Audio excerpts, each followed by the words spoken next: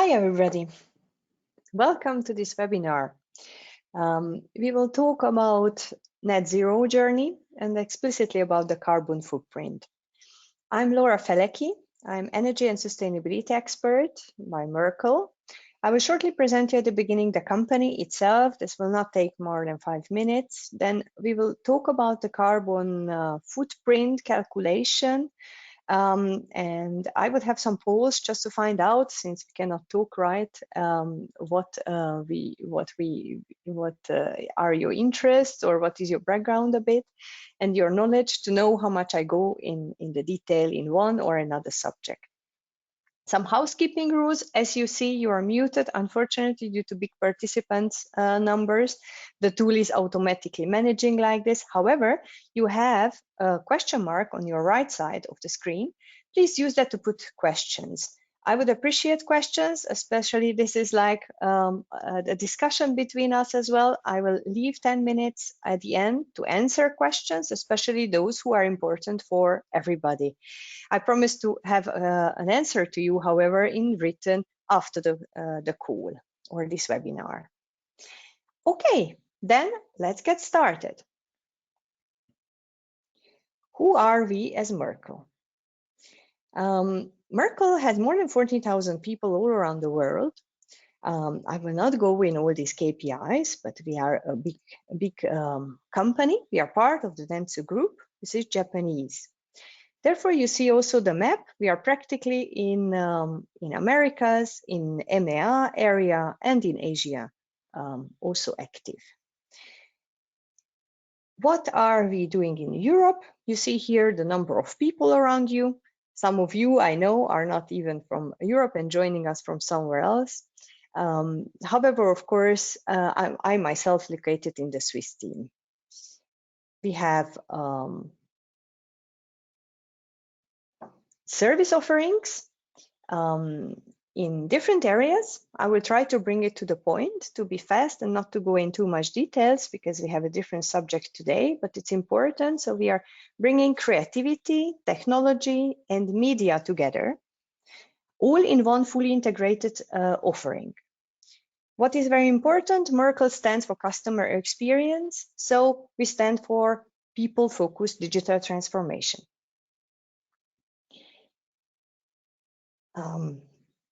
We will go now in the net zero discussion. I will start with showing you what are our values by Dentsu, and why also this webinar is part of a longer journey with our clients.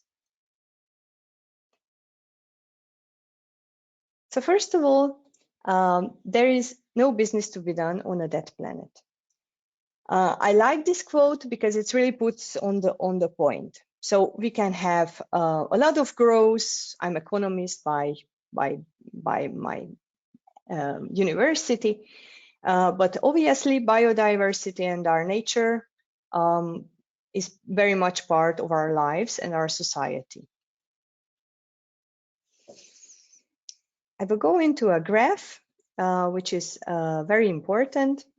I think you have heard about all the climate change which is around us.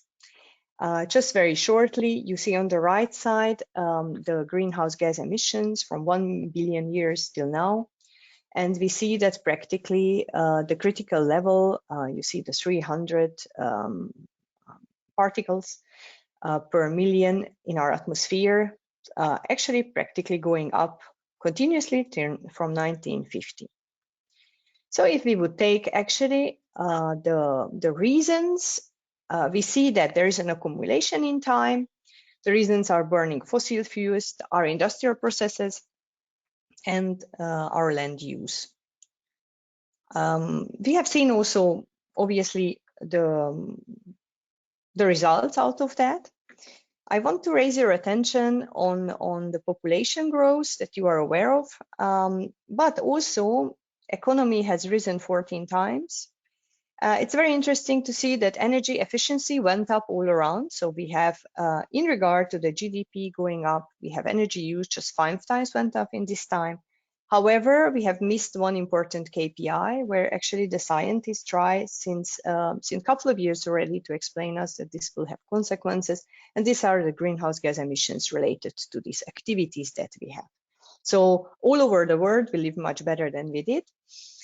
We have a problem as well with the material use. So practically all raw materials, which we learned in our chemistry table, will be actually finished till end of our century. I would like now to ask my colleague to switch on a poll. I would like to hear from you. What do you know about the greenhouse gas protocol as first? So if you would please answer the question, if you have heard of it or if you know in detail, so that I know also how much in detail I should go today.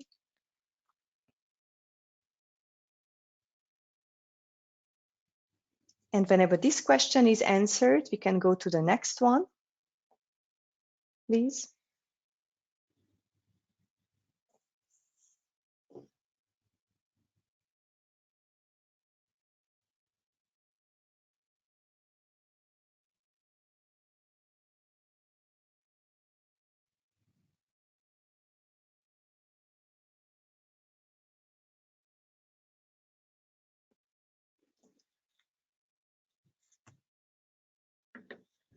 I think to my colleague in the background, we can be faster on all questions.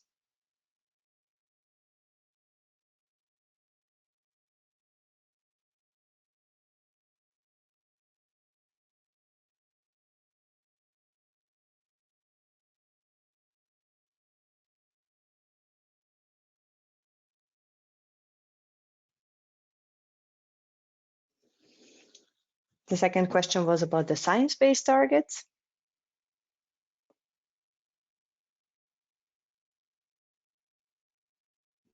And the third question is about the scope 1, 2, and 3. If you are aware of it in detail, what it is, because when we go to the software part and the technology part, obviously this is very much what we will talk about.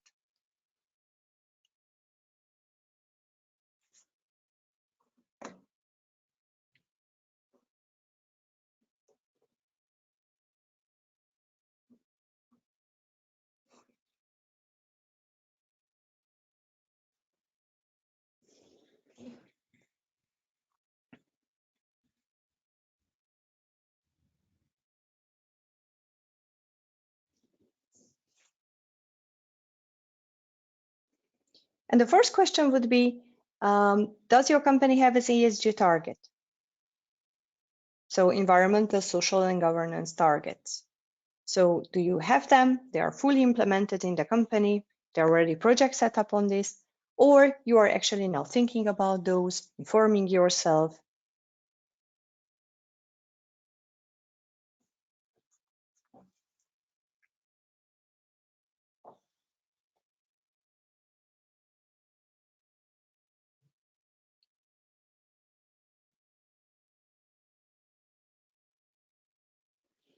Good. So I see that the ESG targets, we have a good know-how about them, and some companies already made good progress in implementing. What about the other polls? I would ask my colleagues if we can see the results shortly.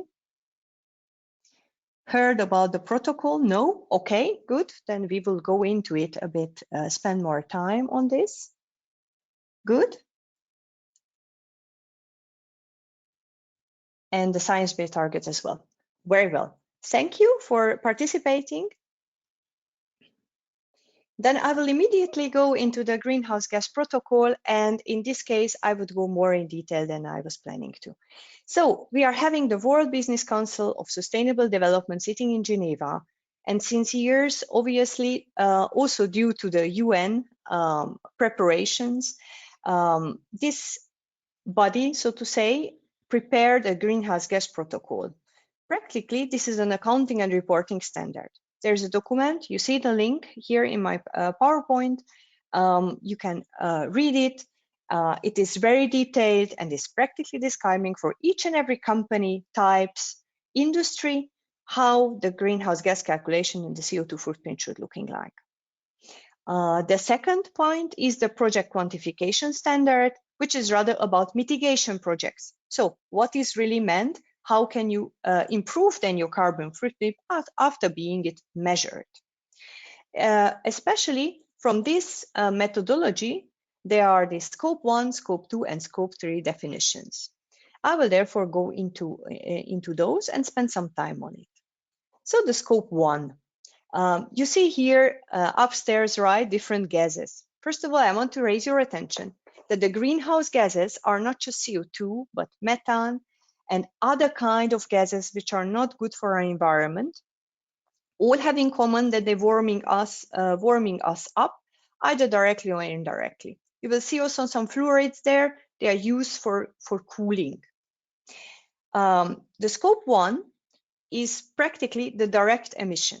So you own some assets, company sites, vehicles, offices, all direct emissions that you let out through your company activity directly into the atmosphere. This is your scope 1. On this, obviously, you have the most influence. Whereas in the scope 2 and 3, these are indirect emissions. These are related to your activity, but you cannot directly influence them. On scope 2 is related to the purchased energy in whatever form that would be for whatever activity you have. So obviously the electricity, but also steam, the heating, the gas, the cooling. So everything what is related to your total energy use, which you purchase in order to do your activity. And then the scope 3 is part of the value chain, practically the full value chain. So we're beginning from investments, so companies that you invest in, the business travel, the raw materials, obviously, that you buy on the market from whoever party will have more or less CO2 included. Also, end-of-life treatment of your sold products, which till now was potentially not of your concern unless you were a retailer. And also transportation and distribution related to your supply chain. So practically all supply chain activities. That means none of the companies can calculate its carbon footprint without its own partners being participating in this process. And I raise your attention that the scope 3 has also, depending on the industry that you are in, can have a quite high complexity. Good. That now, assuming that we have a short introduction and we know how to measure the carbon footprint, I will go further. If I can scroll, I cannot. So let me try to go further with the slides. Yes, I manage now. We have the science-based targets. What are those? So obviously, when a company measured the status quo and sees, okay, here we stand now on direct and indirect emissions, which is the first step in this process. Then the next step would be to think about what would be my targets to reduce, right, my direct or also indirect emissions due to also in discussion with our partners. Obviously, since every company would be able to discuss what the targets are independently from each other, the science-based targets are also also in cooperation UN and World Resource Institute, and you see also the CDP created together a framework, whereas you can practically submit your calculations, submit your way of putting your targets, and practically an external body neutrally will say, yes, these are realistic, these are according to the standards that make actually companies comparable also. And of course, these disclosures are reported annually. As you might have seen, some companies have already some sustainability reports, some others do not have. And we will talk in a minute why that is very important. Obviously, you see that the science-based targets are more or less spread all over the world. So you see here down actually already from how many companies this is adapted. We have a high adaptation in Europe, also pretty high in North America. Asia is following, and then we have the other regions. Good. For all those who have subsidiaries or are Swiss companies here in our webinar, I wanted to give you short an update. The SIS regulation on reporting is becoming obligatory per 1st of January 2024.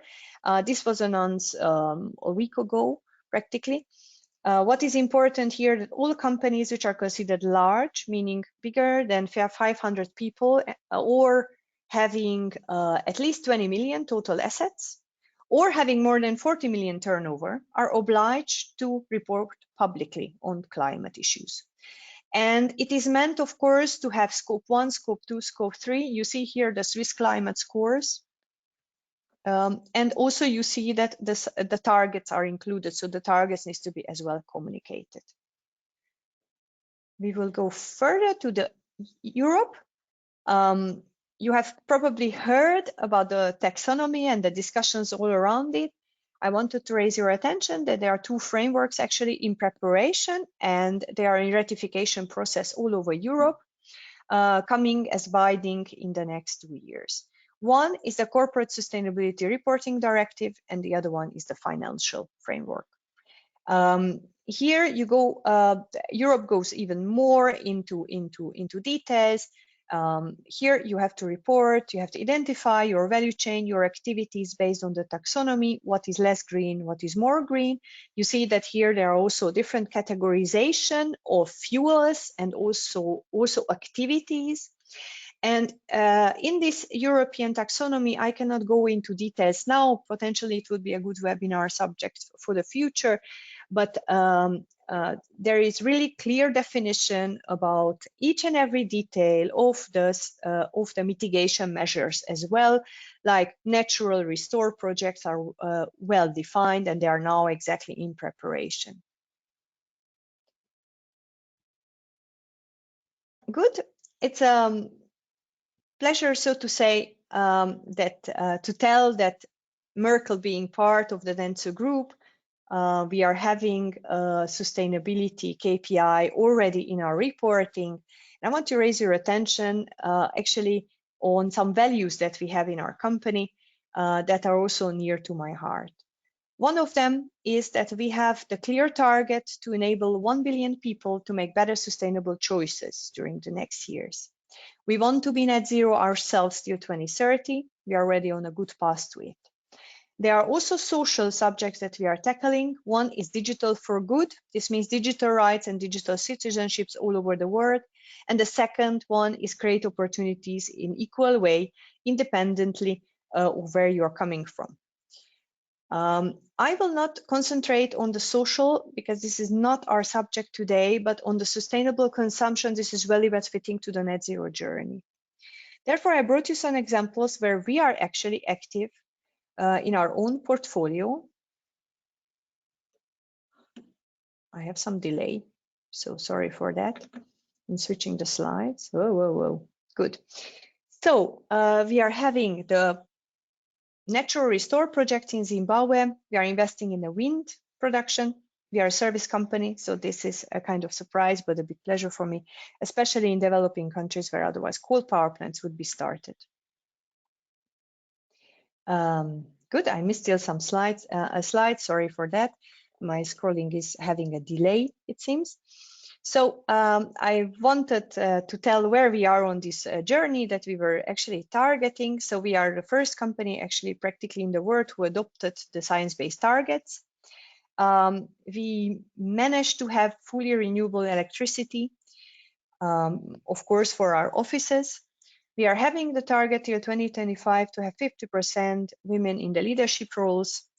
And the malaria campaign was really reaching 500 million people. We are trying to get vaccines actually and proper solution right against malaria. Good. I would go further, and then it would be the next chapter where I would ask my colleague to switch to the next poll, if possible. And this would be rather to those who are already calculating. This is the last question from the last poll, but it's okay. So this would be the scope 3 calculation, if this is implemented or not. And especially I would then interested in the next questions to see if you are calculating already based on the greenhouse gas protocol, the scope 1, scope 2, and scope 3 explicitly, how long this process takes and how manual that is.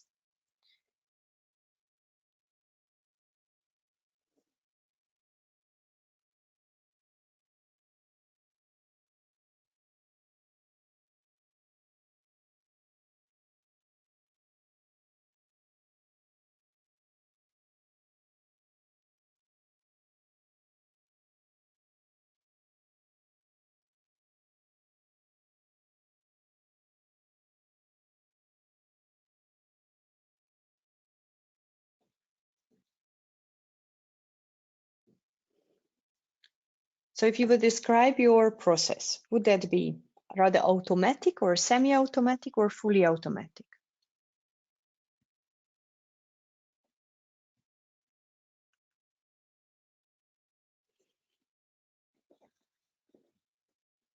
And the last question would be about the total time that you invest in this process.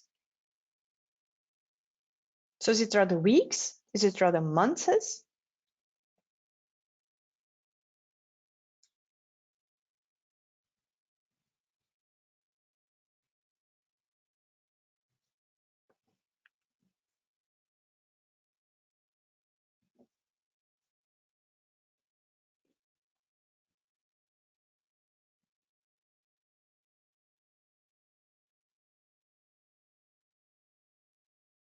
Good, thank you.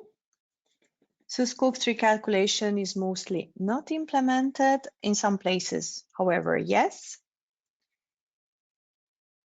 And then the results on the automation would be, okay, fully integrated in some cases. That's actually a very good news, but also half of the companies doing that manually. And then the last is taking a lot of time.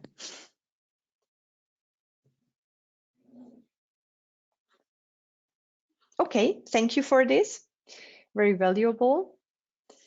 We will talk about the Net Zero Cloud, which is our main scope for today, just so that I give you an intro in the software. Why Salesforce product for this? One of the reasons is this chart. And it was also the reason why the Dentsu Group had chosen Salesforce as a product for this, for the sustainability and carbon accounting. I'm trying to scroll still. Perfect. So we are the first global and the biggest global agency partner of Salesforce. They are actually having all big technologies in-house. Salesforce is not the only one, but I wanted to show you this one because it's relevant for our webinar today. We are supporting all the Salesforce clouds and implementing also Net Zero Cloud. Our global rollout slide is you see now in front of you. So Merkle from Switzerland actually introduced for Dentsu Global the sustainability reporting with the Net Zero Cloud. And we are actually now leveraging this know-how. The go live was in September. We have rolled it out for more than 50 countries and 200 offices. Further rollout, because we are in 120 countries, so we have still work to be done. We are also making integration steps ahead.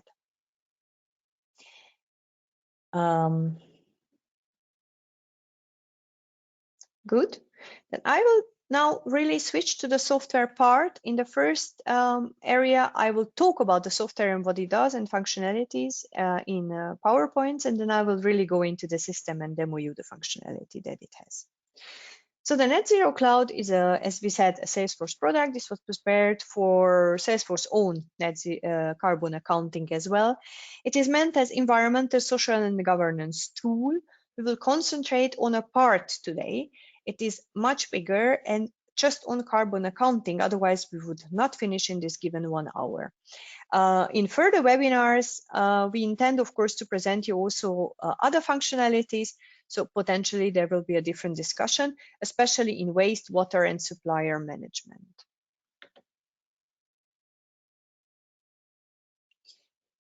Oops. Good. Then what is this tool actually doing? It is a comprehensive, easy reporting tool. It is having trusted supplier engagement. Therefore, suppliers have pre-built portal templates where they can connect to your system and actually give you the necessary information. It has a data model who is able to build up the carbon accounting and the calculations of the footprint. It gives you actionable insights and what-if analysis about your science-based targets, forecasting automatically what you actually would have in case you would change, for example, your energy provider or any other scenario that you would like to have. It's built on the Salesforce platform. So I don't know how many of you know that, but it's definitely a very important point because it gives you all the possibilities which the platform brings in itself. So it's very much scalable, it's cloud-based, can be seamlessly integrated with any kind of data sources. It is meant to bring you your carbon accounting with 75% down. So what exactly are the different parts of the software?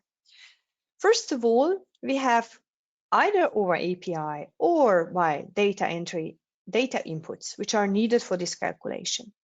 We were talking at the beginning about the scope 1 and 2 and 3. The whole software is based upon the same information. So we will have energy use data, which needs to be entered, carbon data, which needs to be entered, waste management data, your building assets, your business travel, and your supplier data. Then there are a lot of conversion factors out there from the box. That's very important because the calculation is very different, right? If you have an oil-based vehicle, if you have a hybrid vehicle, if you have an electro vehicle. If you have an asset of any kind, you will have very different conversion factors between gas and the CO2, and also having different kind of energy sources involved. Also by the waste. So therefore, all these calculations are embedded. Everything is adaptable, but you have out of the box all the necessary start in order to calculate automatically your scope 1, scope 2, and scope 3. Then on the part of the action, it's very important to see the data in a way that brings you business intelligence. So I will show you, and I will actually start with this part. You can forecast, you can have climate action dashboards, you can do what-if analysis, you can set your science-based targets, and you can see how much, for example, your business travel would impacting your targets. We will go and see some dashboards in a minute. Then, as I was mentioning you, the roadmap of the Net Zero Cloud is also important to know. So Salesforce is very actively further developing and bringing every year 3 new releases. We are by environmental accounting and insights. We will talk in a next webinar potentially about the supply chain. There's a net zero marketplace which is coming up. That means that you would be from the system itself immediately go and take your proved project where you can compensate your activity which you couldn't reduce. And also automatically from the system, you are able to integrate, to automate, and to generate your reports. What is important, since it's based on the platform, and I will show you some features of this, you can actually have data management, proper data management involved. That means auditable processes and 4I's principle and checks in place. Good. I'm trying to scroll. Yeah, we have talks actually about all the points. So I would now actually go to the demo part. I will switch now to the system.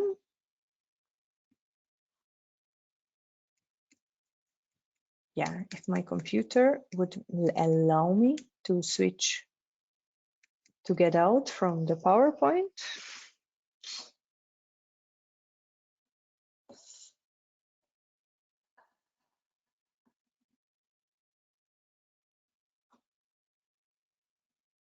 So I managed, but I needed to close over my task manager. So please excuse me the short delay. Good, so we are logged in the system. I hope you see my screen well. We are on the home. This is a typical Salesforce view. Those who have seen Salesforce before know the home, but I would still go through. So you have the possibility on the left side to choose your apps whatever you would have in-house. Then on the home, you can scroll between different functionalities. We will go into some of those. And then on the home screen, you can actually set up what you want to see. Here, I set it up for myself that I have the climate action dashboard in the first place. Then I have today's task. Here, I do see what actually I need to do today. I see some of my assets that I have to act upon. I wanted to see the contributing cities, the recent records. So practically, this is a fully configurable view on your task, on your schedules, on your events, on any activity that you would have. I see here my contributors right to my CO2 footprint. So you see which country or which city is having more. Obviously, these are testing data in the system. I would propose to go directly into this analytics tool called the dashboard, the climate action dashboard, and to go a bit in detail what you can actually see.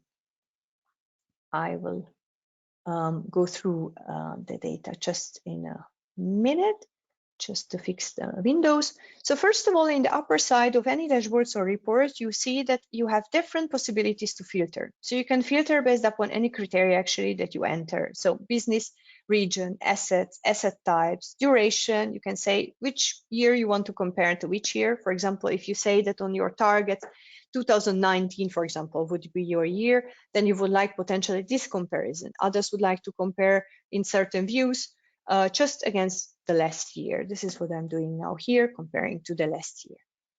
If we go here in the details, we will see some KPIs on scope 1, 2, and 3 in the upper part.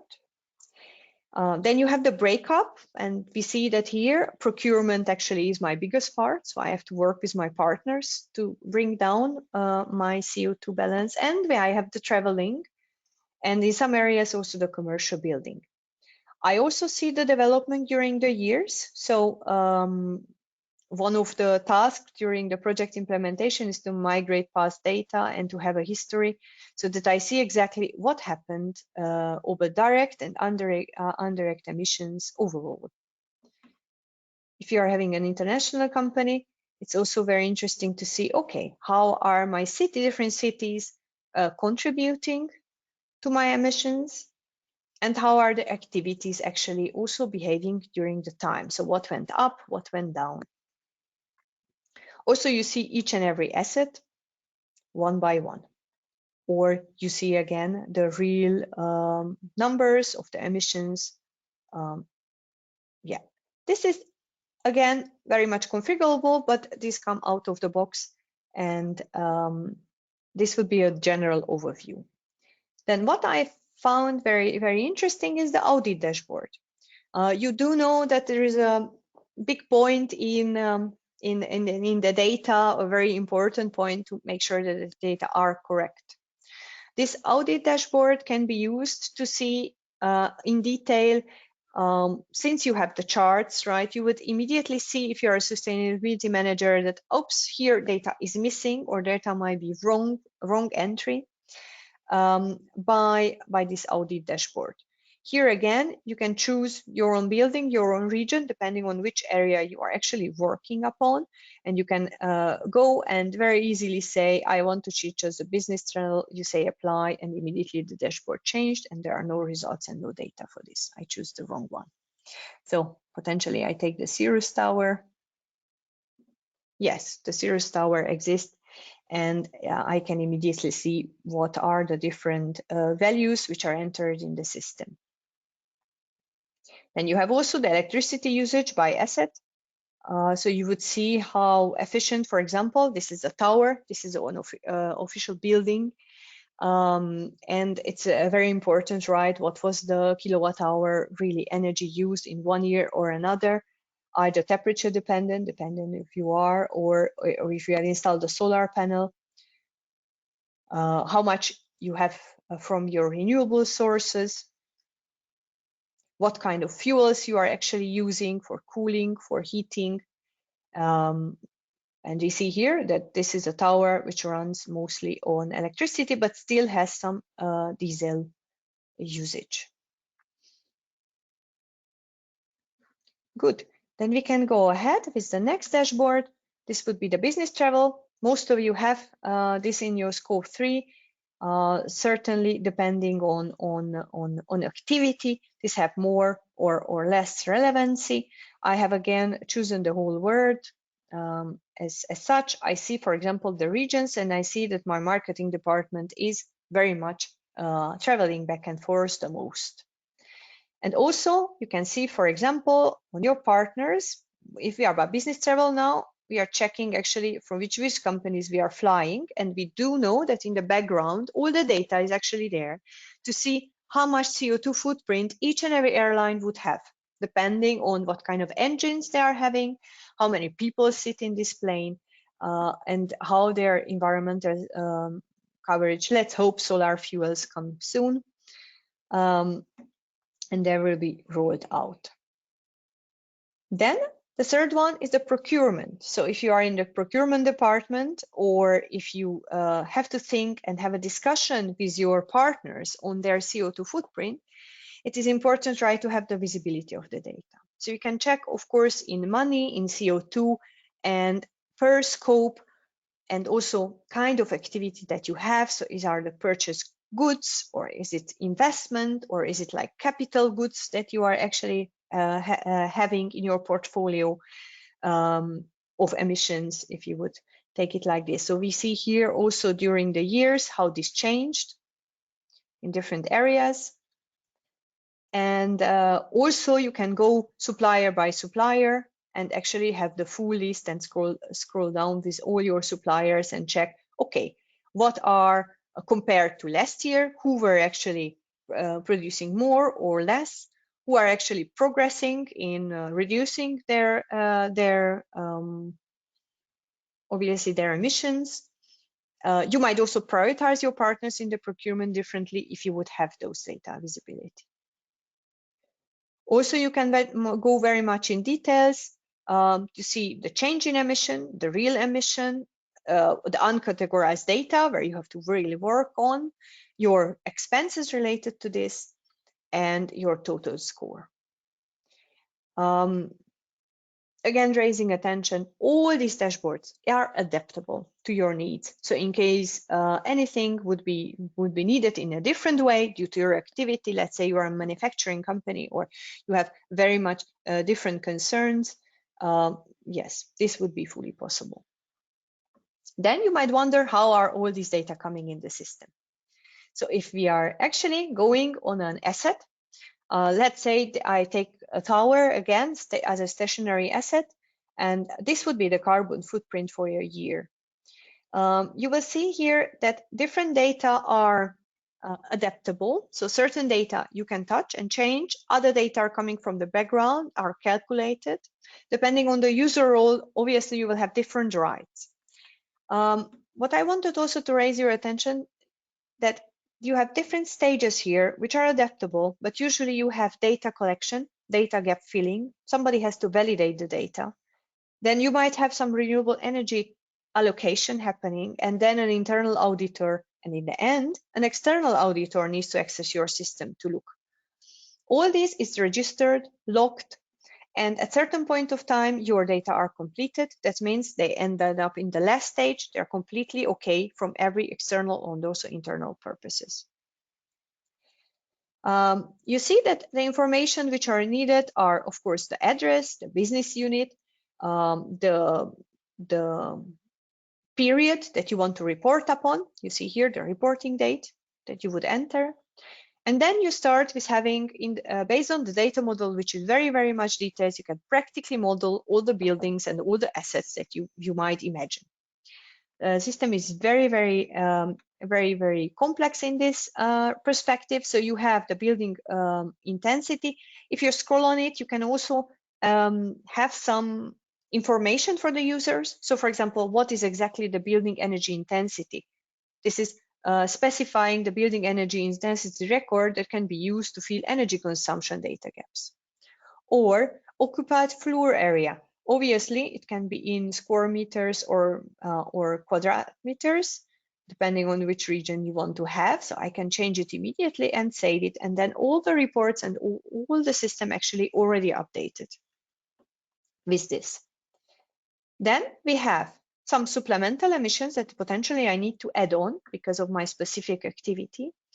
And you see here that practically scope 1, scope 2, scope 3 are automatically calculated for this asset. So you really see how much kilograms of CO2 you have, even if you have methane and some other gases.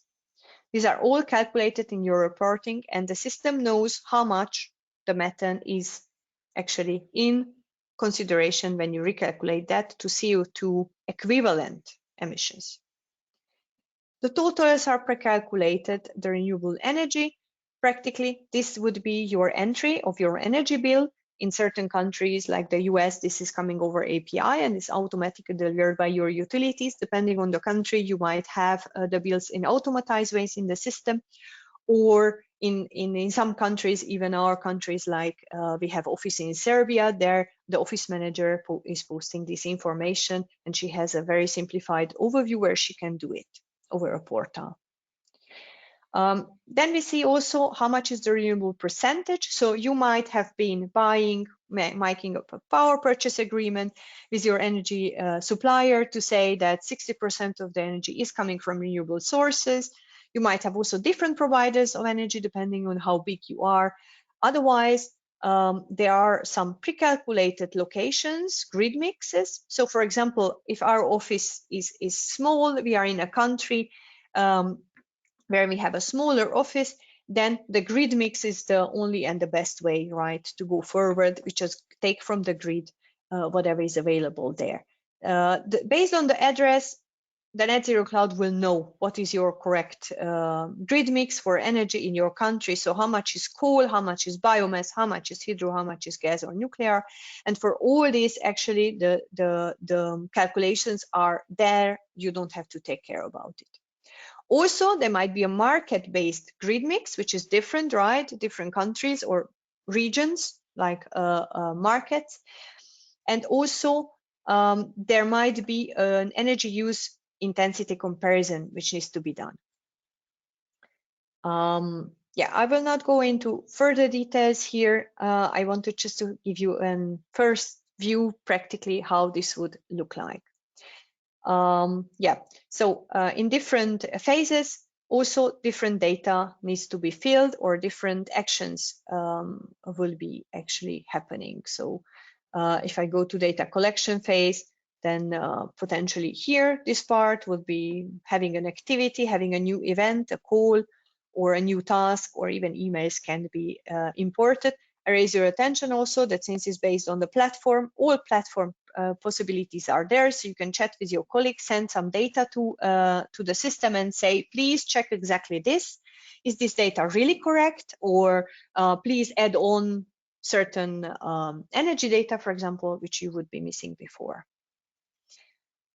Then you can recalculate, you can fill data bags, or you can edit. And these are standards from the system. I will go now on business travel, travel actually for a past year. You see that this is having a different stage, it's completed. I have all the rights, I can change data, but obviously in your company, when this is completed, then nobody can go back besides system admin and change anything. And also here we have the summary for the whole year of the business travel. Obviously, this is based on annual emissions 18 and my business travel activity. So if I click on it, I can all the time drag and go down in the hierarchy. So the whole year is calculated, you have the whole sums, but you can go into the details of each and every item. So you will have a sum for total scope 1, but out of those, partially, it will be based on your assets, right? And like assets, stationary assets could be your office, could be vehicles. You can all the time scroll down. So here we see that in my business travel, we have simple air travel, we have some freight, we have some rental cars. This is how the factors are put together. So this is exactly related to my postal code, to my country, and to an office. All the data are all the time concentrated to a location of yours. So you will say that for Switzerland location as such, as a country, you have, let's say, 3 offices, one in St. Gallen, one in Zurich, and one in Geneva. You will have all the business travel related to your employees, right, in Zurich, regarding to this office and report it. So, okay, how do we stay by time? We have still 15 minutes to go. Okay, then I would like to show you also some reduction commitments. Also your targets you can set in the system in the same way. And also if you have some future reduction commitments, like, right, you assume that in 2023 you will have a commitment related to 1.5 degree to be achieved till 2040. And then you know that for this period, you have to have a reduction. And you have also some approval history here. So you see that, okay, who approved your targets internally? So potentially different people needs to approve that. You make a calculation, you will do some scenarios and then set some targets. These targets you can also click it and say, use this please for the forecasting. And in the dashboard, you will see then the forecast. Actually, all the tabs I opened from here. So you can go also on the science-based targets and check what is happening. So France rail commitment, for example, would be one of your targets. That in France you will be traveling by train rather, and not by plane anymore. You do know that in France there's a new law that below 2 hours you actually cannot even do that. And you see all the time on the related, what kind of other emission targets are related to this. Also, the relationship between the different assets can be seen. I don't know if I should go some the details. It would be nice in case we would see some questions then slowly, if you have any. That would be nice to see. Otherwise, also I can show you one more thing until my colleague prepares to show me the questions and assigns them to me. I don't see any at the present moment, so please ask some. So what I'm showing here now is the waste management, and not just the energy and your fuel consumption but also your waste is accounted for, and also you might, I'm just going into one now, this would be probably UK data. So you will have actually calculated how much is the scope 3 in relation to your waste, depending if you have landfill or recycling, and how much kilograms really you are having in every process. As you know, also in the waste management area, there will be coming up different regulations in Europe as well.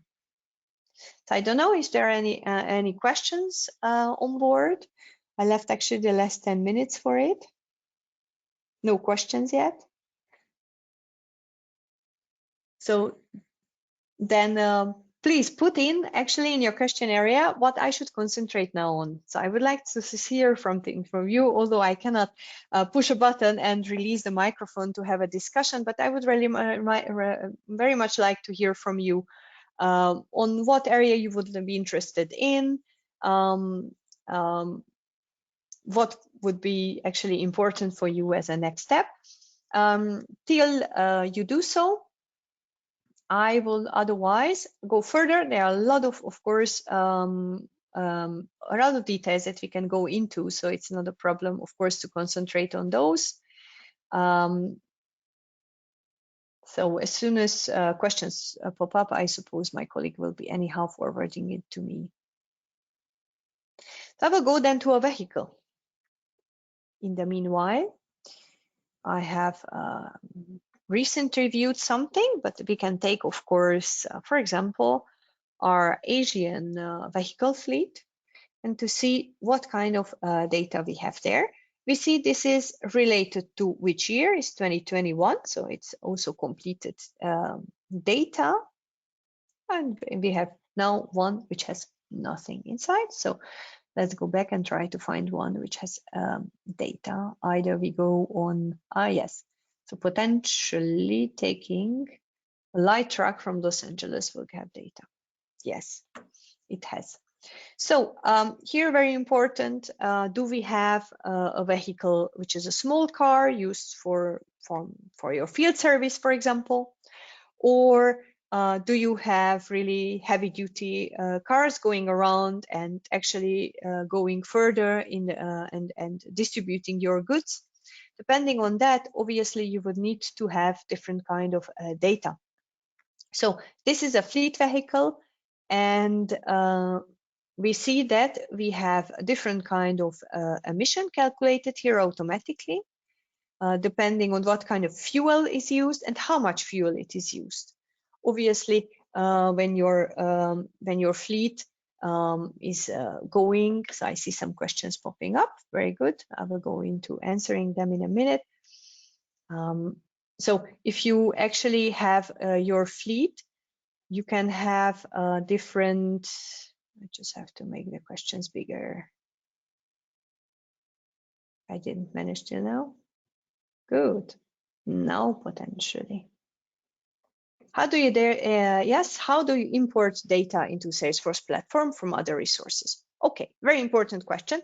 I'm coming ready for the business. I do not have now here IT people on board, but I can very well tell you that there is the platform itself is able to receive over API any kind of information from anywhere. Also, you can import data from CSV or different formats. This has to be, of course, pre-configured. Salesforce itself has also the data import possibility from Excel, and some are really to be set up by IT department because they are allowing to import at once millions of records, and some are really for business users where you can map the data yourself and you can really import a couple of data. Another important point is that you have the possibility in the Net Zero Cloud to give rights, different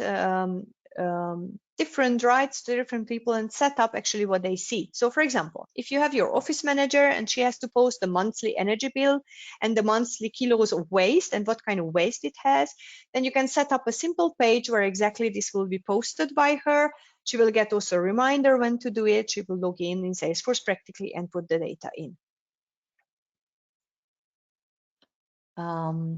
Good. The other question is also related to the data sets, invoices, expenses, and so on. Good. So in our case, our company, we have the expenses in SAP Concur. Just to give you an example, we have integrated that with SAP Concur, and this is practically all the time having, whenever the expense is done in the same process, there is a process step that this is automatically sent to the Net Zero Cloud. So again, the platform possibilities allow you to integrate with any system in the world. You have to map the data as always. Would you recommend a potential client interested to collect data from a centralized service? Well, wherever available, just let me give you an example. If you have activities in the US and you do know that all energy companies are actually delivering you energy bills over an API, then obviously we should not go for a manual process. Then actually this would be a totally automatic interface, also ensuring that the data all the time valid. There is no problem in entering it. Yeah, and of course, we are also using some centralized data, as you see here I had a PowerPoint at the beginning showing you actually Salesforce itself gets from centralized sources a lot of data. So for example, the International Energy Agency is fully integrated with the Net Zero Cloud, as well as the greenhouse gas protocol itself is fully integrated. So whatever is in the protocol is ensured here in the software all the time, that is getting updated in case for example, new calculations pop up for a certain area of manufacturing or certain details are published. So the software provider practically gives you the software as a service and ensures that you are in line with all those data. There are approximately 40 automatic uploaders at least. Don't quote me on the number, but there is a really huge list, it's public and is continually developing. So that means Salesforce is aiming actually to automatically take as many data as possible from all over the world. Also, the conversion factors are coming from centralized sources. Hope I answered the question. So the next question is also about importing of the data, and I will quote, can we just import accounting entries from each subsidiary, usually CSV files, and translate them into emission terms, CO2 equivalents? You don't need to calculate yourself the CO2 equivalent. This the system will do for you. So it's CSV is a very much standard way to upload data in the Salesforce. In case there is, you cannot take it from the system. Of course, this is always preferred. Or in the first step, you would like to have more control about the data as well. You want to make sure that, and if this is your wish to upload it, then the CSV has to be set up, mapped once. So practically what you map, you tell to the system that in this field of CSV, I'm having, for example, my energy bill with a start and end date is here in the file, so that you can, this once has to be done. But otherwise, it's not a problem at all to leave you to upload it also automatically from some folders. Yeah, in case the API way of communicating with the other system actually is not working, then obviously you can automatize it in that way. And you don't, so you have to be aware that the calculations are there out of the box in case you need to adapt a calculation due to your specific of manufacturing process, for example. Then this can be done. So that is very clearly there. So you can adapt any calculation, or if you need to have an add-on, also just explicitly to your scope 1. I didn't mention it, of course, but based on the greenhouse gas protocol, it is also very important to know, are you owning, for example, a car or renting a car? Depending on that, you might need, due to regulation, or you might have the freedom to say, okay, even if I rent a car, I consider that as scope 1 because I want to reduce, I want to take action on this, I want to convince the renter company to have electric cars for me, and I will put that in the manner. So you don't have to calculate the CO2 equivalent of anything. You are really saying, I bought this so much gasoline, I tanked my car, I had business traveling with Swiss, yeah, and so much kilometers or so much hours. Even if you have the financial values, the system is able to calculate back that to the CO2 emission.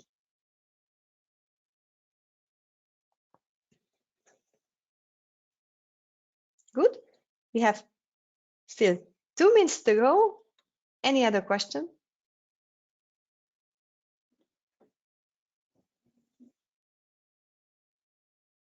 No, it seems. So we have talked a lot about the importing of data, and that's, I think, a major part, right? Let's leave then at the last moment some takeaways from this session, if you allow me. I will have to start again my PowerPoint and switch back to the